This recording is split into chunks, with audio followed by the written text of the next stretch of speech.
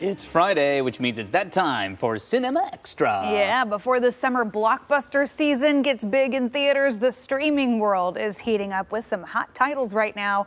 Our resident movie buff, Emma Jerome, joining us with what's worth watching this weekend. Absolutely. I don't always have time to make it to the theater. Usually I'll go once a week. This week I didn't, but Netflix had me covered. There's a lot on streaming right now, like a lot. But one movie that is getting quite the buzz, and it's new to Netflix right now, it's called Hitman.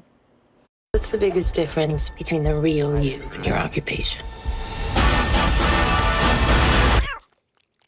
By the way, my name is Gary Johnson, and I'm a fake hitman. This movie follows the true-ish story of Gary Johnson, and not the libertarian politician, but a different Gary Johnson, who is a professor of psychology and philosophy at the University of New Orleans. He also works undercover with the New Orleans Police Department to assist in undercover sting operations. So when I first saw this movie, I thought it was going to be about a man who is a hitman, but it's about a man who is a fake hitman. It stars Glenn Powell, and it raises the question in my mind, is Glenn Powell Hollywood's next leading man? Maybe. And I didn't know initially how I felt about this, but I feel better about it after this performance. I thought he was really good. I think he does have range. I mean, up until this point, I was like, is he just like the newest hot guy that everyone wants to He's kind of played over? the dumb jock in a lot of stuff, Right. kind of that similar role. But this looks like a different one for him. It is, and he is going to be in one of those, Hollywood blockbusters of the summer. He's going to be in the remake of Twister called Twisters. And so after seeing this, I do have high hopes for that movie, but we will have to wait and see the trajectory that Glenn Powell goes on. He does kind of play like the big dumb man, but here he plays like the big dumb man and also many other different people. So Interesting, yeah. Okay. Yeah, it's a good watch, and it's on Netflix right now. All right. And so for the next streaming pick, this one's on Hulu.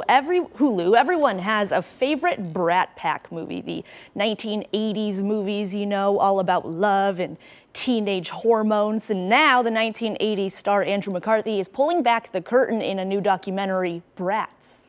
If you were coming of age in the 1980s, the Brat Pack was near the center of your cultural awareness.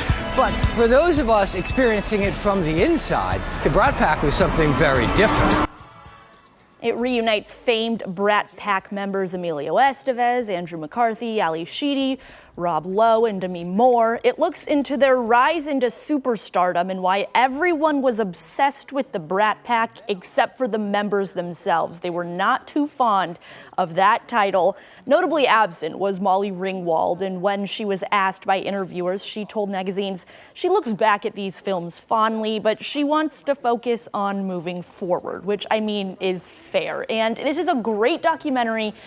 Everyone has a favorite Brat Pack movie, and now you get to look into the rise of these stars who now, as you see them in their adult film roles, you might not have known if you're younger that they were the biggest deal back in the 80s, but they absolutely were. I saw something that said they are the Zendaya and Timothée Chalamet of their time, but bigger, much bigger. That's a good way to put it. Interesting. Do you guys have a favorite Brat Pack movie that comes to mind? I don't. Probably Breakfast Club. Probably The Breakfast Club? I haven't seen any. What? Oh, well, Travis, luckily for you, I have a few recommendations for you somebody's today. got homework. I knew it was coming. I was hoping the question wouldn't get asked, but I wasn't well, going to lie. it was asked. And the weather's not going to be fantastic this weekend, so you could always look back and watch one. So one of my first recommendations is, they're all good. So they're all fantastic. But the first is The Breakfast Club. The film tells the story of 5 teenagers from different high school cliques who serve a Saturday detention overseen by their authoritarian vice principal. It stars Emilio Estevez, Paul Gleason, Anthony Michael Hall, Judd Nelson, Molly Ringwald. The Breakfast Club streaming on Netflix right now, and it goes to show an athlete, basket case princess, and criminal can all be friends, not unlike us here on AM Extra. Self-ascribe your own titles as you will, but it is a great movie. It's on Netflix. it is 100% a must-see in your lifetime. Travis, if you put any at the top of your list, let that one be it. All right. Absolutely. I know I've been missing out on that one. Yeah, and then my favorite Brat Pack movie, because I love Rob Lowe. I will never get enough of him. Rob Lowe, you will always be famous to one, Emma Jerome.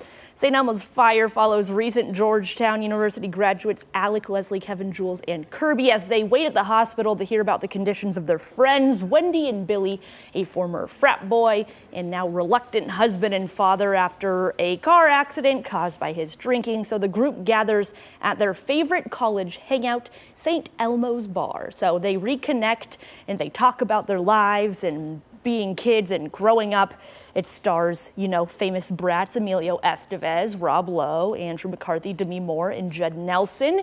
You can stream St. Elmo's Fire on Hulu now. And Travis, it's kind of shocking to me because you love that song so much. She knows every classic. She's seen Breakfast Club. Breakfast Club, Pretty in Pink, St. Elmo's Fire. Those are all. I know what these movies are.